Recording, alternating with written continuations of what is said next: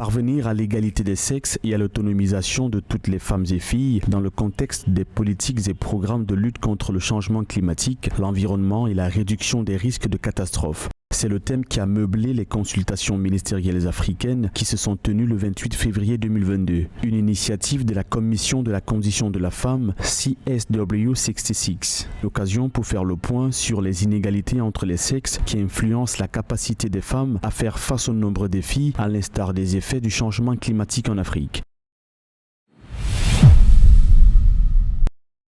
Le Conseil économique, social et culturel de l'Union africaine a lancé une enquête en ligne destinée au grand public sur le mécanisme harmonisé d'octroi du statut d'observateur consultatif aux organisations de la société civile et le cadre de la section nationale de l'ECOSOC. La décision EXCL 890 du Conseil exécutif de juin 2015 appelle le Conseil économique à collaborer avec la Commission de l'Union africaine et ses États membres pour rechercher activement un mécanisme harmonisé et des critères clairs pour l'octroi du statut consultatif et d'observateur de l'Union africaine aux organisations de la société civile.